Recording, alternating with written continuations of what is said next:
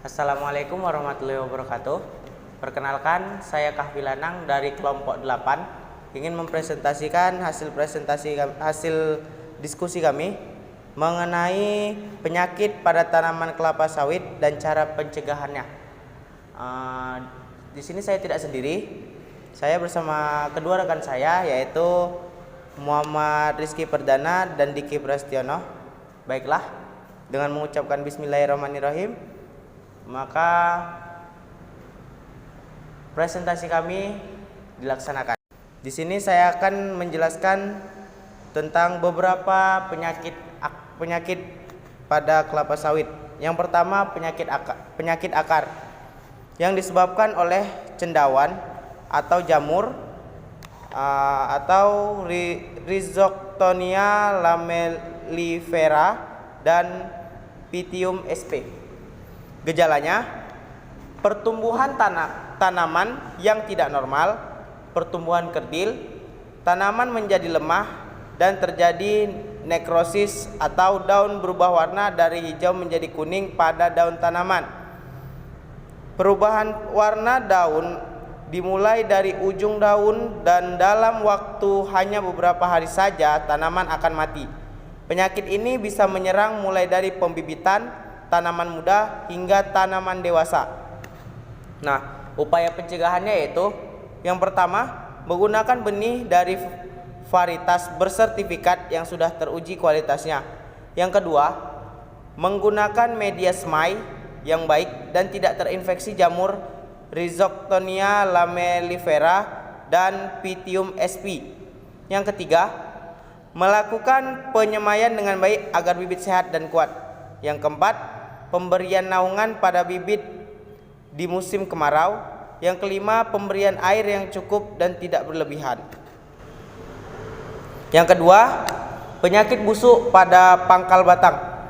Penyebabnya yaitu jamur Ganoderma aplanatum, Ganoderma lucidum, dan Ganoderma pseudoverum. Gejalanya, daun berubah warna menjadi hijau pucat dan janur atau daun muda yang terbentuk sedikit, pelepah banyak yang patah dan menggantung pada batang, daun-daun tua yang menjadi terkulai layu.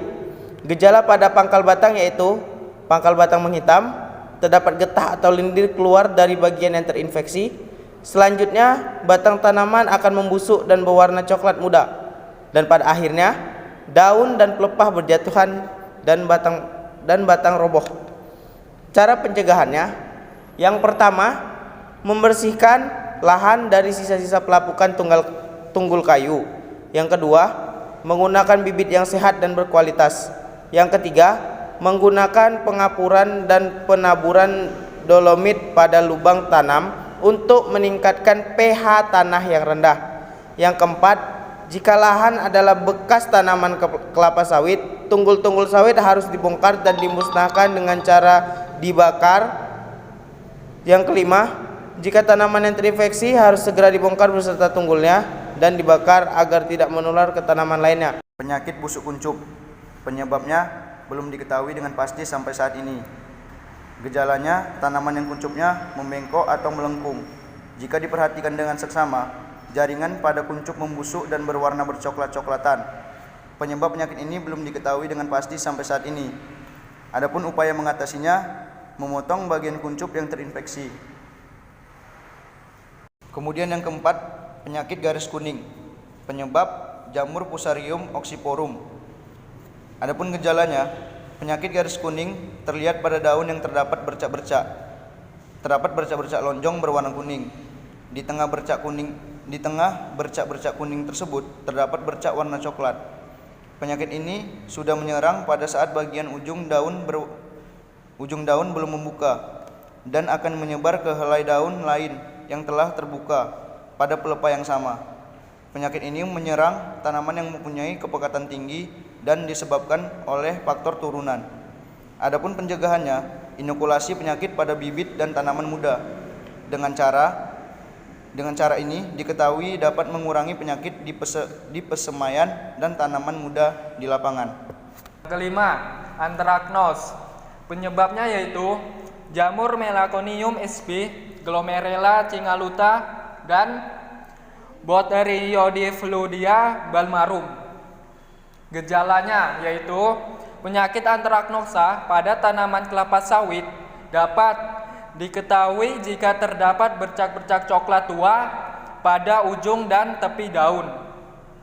Bercak-bercak dikeliling warna kuning yang merupakan batas antara bagian daun yang sehat dan yang terserang. Jika menyerang tulang daun, terlihat adanya warna coklat dan hitam di antara tulang daun. Pada serangan parah, seluruh daun akan mengering dan selanjutnya tanaman mati. Menanggulangan penyakit antraknosa pada tanaman kelapa sawit dapat dilakukan dengan cara-cara sebagai berikut.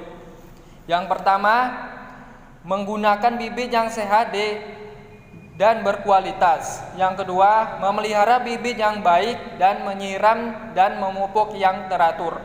Yang ketiga, mengatur jarak tanam dan menanam tidak terlalu rapat.